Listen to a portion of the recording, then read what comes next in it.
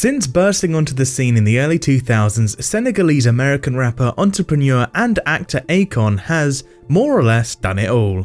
Having founded 2 successful record labels, becoming the first solo artist to simultaneously occupy the #1 and #2 spots on the Billboard Hot 100 and appearing in several movies, it's hard to imagine where Akon will go from here. So you might be surprised to find out that he's decided to build his own version of Wakanda in his ancestral home of Senegal. The Republic of Senegal is a small country in Western Africa, riding the line that divides the drier Saharan part of the continent from the tropical sub-Saharan part. This tiny, coastal free state is incredibly diverse and undeniably beautiful. However, even a thriving diamond and tourism industry hasn't been enough to completely lift the former French colony out of debt, deprivation and poverty. But with Akon's new play, Senegal might finally see its day in the sun. Though it was first announced several years ago, Akon City, as it's going to be known, has already officially broken ground. But just what exactly is it? Well, as it turns out, the comparisons between Akon's futuristic city and Marvel's Wakanda are well deserved. In the highly successful Black Panther movie from 2018, Wakanda is a technologically advanced, futuristic city hidden in the center of Africa. Here, cars fly, buildings move, and many other modern impossibilities are made possible. Looking at the schematics and conceptual materials, Akon City seems set to follow in Wakanda's fictional footsteps. With that said, the city will be first and foremost a resort community. This is evidenced by the fact that Akon has purchased a swath of land located on Senegal's scenic coast, which is already a major tourist draw for most West African nations. The site is located in the present-day city of Bojana, roughly 60 miles south of Dakar, the capital. Composite drawings show eco-friendly buildings of all kinds, most of which feature fluid shapes and ultra-futuristic designs that only serve to make the idea seem that much more fantastic. According to Akon, this is all deliberate. Not only is he planning on making Akon City a place for foreigners to come and relax, but a place where they can see the latest in technological achievement, architecture and sustainable living. But tourists visiting Akon City can expect a lot more than just impressive aesthetics.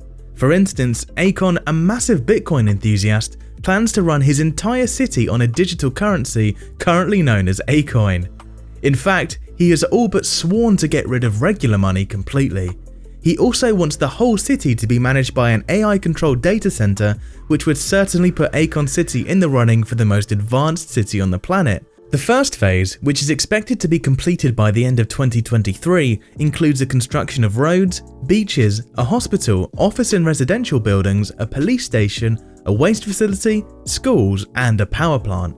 Akon City will also feature resort chalets and restaurants for tourists, as well as an entertainment district that includes a multi-functioning sports stadium, a casino, and a mall. The entire construction of Akon City is expected to be complete by 2030.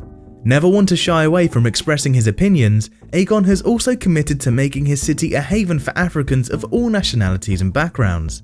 Citing racial injustices and prejudice in the West, he hopes he will eventually create a sort of Jerusalem for persecuted members in the African diaspora.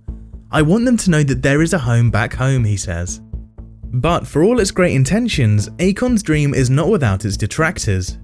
Many of these are African expats and philanthropists who question, among other things, Akon's motives, follow-through, and monetary sources. So far, it seems that the last point might be the hardest for experts to swallow.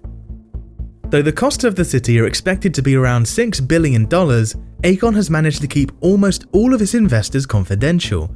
However, more recently it has come out that his chief financial support is Kenyan entrepreneur Julius Mwale, whose background is a bit on the muddy side to say the least. Others have criticised the city's apparent lack of the Afro-futurism elements that made Wakanda such a big hit across the continent.